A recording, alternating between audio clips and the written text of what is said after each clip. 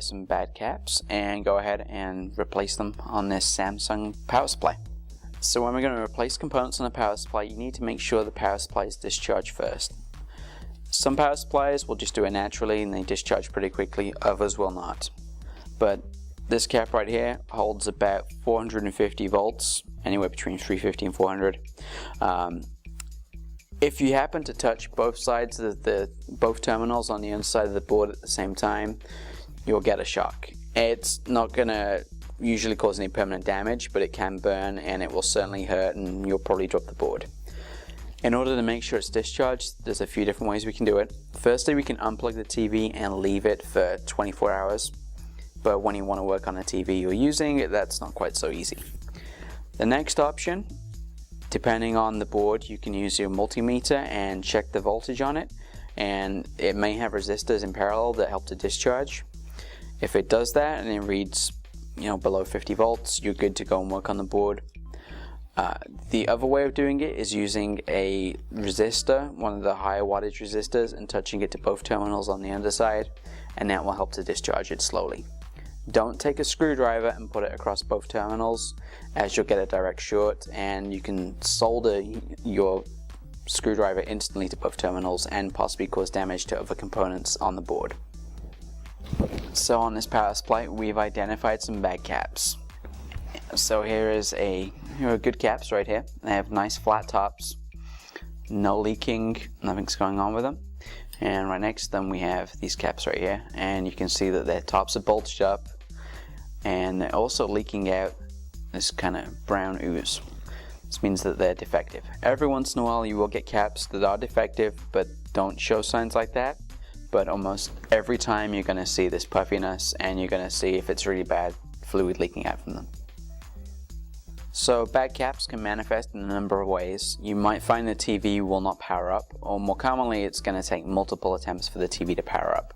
Once it's on, it's going to usually work fine, but again, when you turn it off, you'll have to try multiple times to get it to turn back on.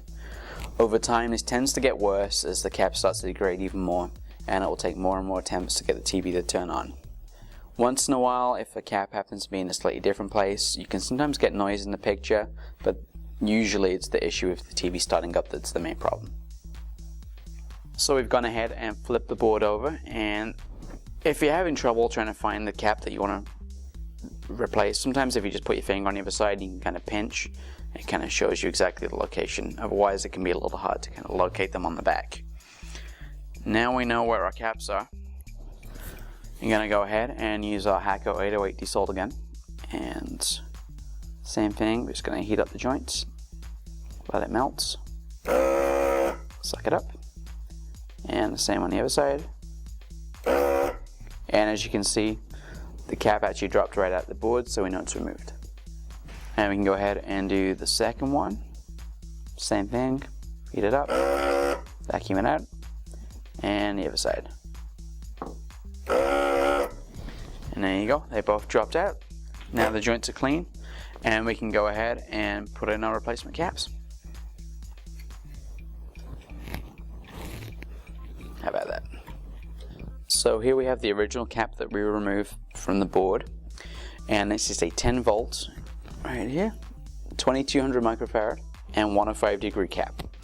And it's really important that when we get a replacement cap we make sure we choose the same values. We can go higher if you have an 85 degree capacitor. You can go up to a 105, and you can go up in voltage a little bit, which we're doing on this one. So we've gone from 10 volts up to 16, but the microfarad value should stay pretty close. Sometimes you can't get an exact match, and again just go slightly higher, but try not to, because that one's a little more important. The only other thing you need to make sure is the physical size of the caps. These are a little bit wider, but they fit in, and we've checked them on the board, and when you put the two caps side by side they're not gonna sit against any of the components, and they fit in nicely.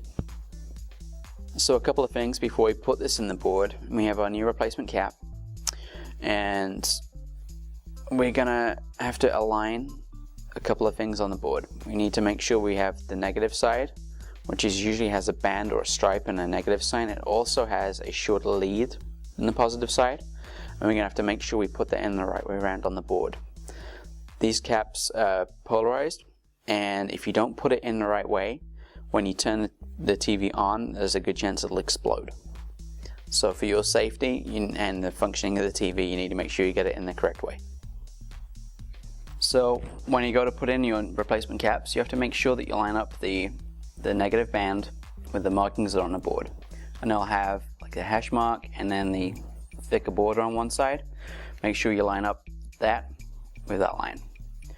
And on this cap, just because it's a little bit wider, you can't see it, but it is the same direction as this one, so I've made sure that the negative side is on this side, and I'll do the same with the next one.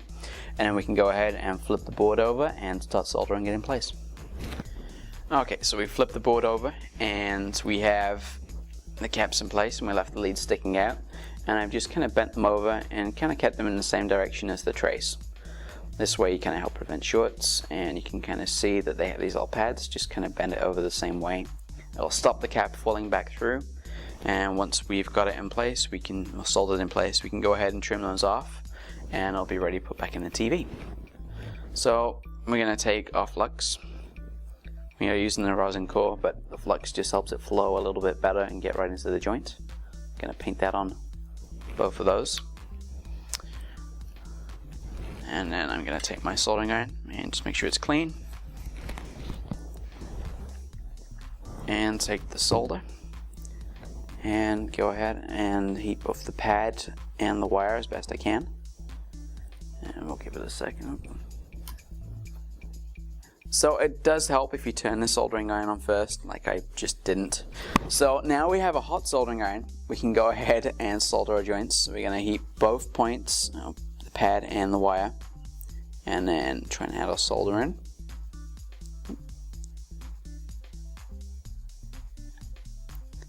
And flow it along. And the same on the other side. Wait for it to heat both up. And flow it along. And the same with this one.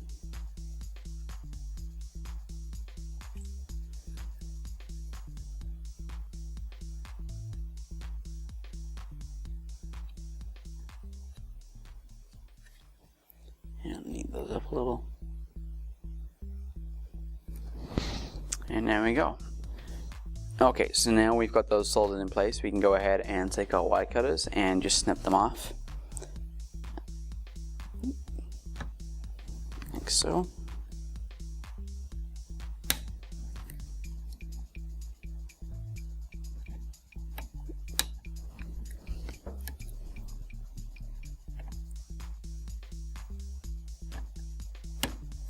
Okay, and now we can take our